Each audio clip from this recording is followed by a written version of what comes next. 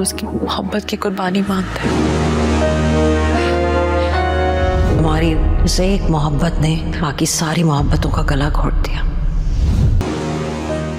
एक लड़की को रात की तारीकी में मोहब्बत का झांसा दे के घर से भगाना वकूफी नहीं बदकिरदारी होती है। तुम्हारी फूल जैसी बेटी ने मेरी गैरत का गला घोट दिया है। इस फूल को रोन देना ही अच्छा है। रसवाई सिर्फ घर से भागने वाली लड़की की नहीं होती, उस दूल्हे की भी होती है जिसकी बारात खाली वापस जाए। दिल्लत पे दाग जड़े होंगे ना, ये खून से धुलते हैं। हमारे यहाँ दुश्मनियों को पाला पोसा जाता है। उसने जो भी किया हमारी इज्जत के लिए किया, और मैंने जो भी किया वो एक लड़की की इज्जत बचाने के लिए किया।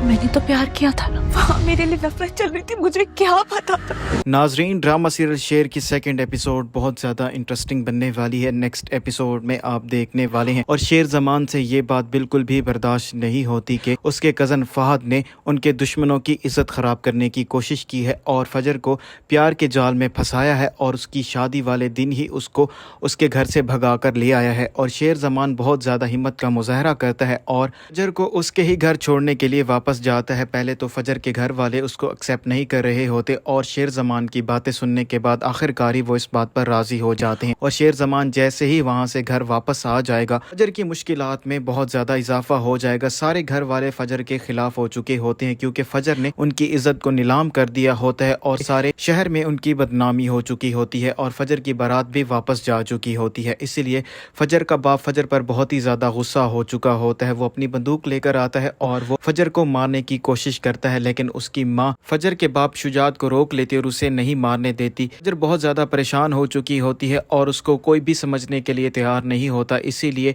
फजर के पास उसकी कज़न सारा आएगी तो फजर उसे सारी हकीकत बताएगी। वो तो यही समझ कर गई थी फहद उससे प्यार करता है और वो अपने प्यार को हासिल करने के लिए वहाँ जा रही है और उसको ये बात नहीं मालूम थी वहाँ के लोग भी हमसे दुश्मनी ही करते हैं। फजर की चाची को फजर पर बहुत ज़्यादा गुस्सा आएगा और वो फजर को थप्पड़ भी मारती और उसे कहती हम लोग दुश्मनियों वाले हैं, हम दुश्मन के घर कभी भी नहीं जाते और तुम बगैर सोचे समझे उसके घर चली गई हो और वो भी जब तुम्हारी शादी होने वाली थी। फजर का बाप शुजात ये बात जानता है कि उससे बदनामी कभी भी बर्दाश्त नहीं होगी। उसकी बेटी शादी वाले दिन ही घर से भाग गई है, इसीलिए वो फजर के पास आएगा और आकर उसे यही बात करेगा, मैं तुम्हारी शक्ल नहीं देखना चाहता और तुमने हमारी इज्जत को नीलाम करके रख दिया है और मैं जब भी तुम्हें देखूंगा तो मुझे गुस्सा आएगा, इसीलिए बेहतर यही है तुम अपनी ज़िंदगी खुद ख़त्म कर लो या मैं तुम्हें मार दूंगा। तो फजर अपने बाप को जवाब देगी, अगर आप मुझे मार देंगे तो मैं आपके हाथों से खुशी खुशी जहर भी पी लूँगी। तो शुजात पीछे हटने वालों में से नहीं होता, इसीलिए वो अपनी बेटी को जहर ला कर देता है और उसकी बेटी उसके सामने ही जहर पी लेती है।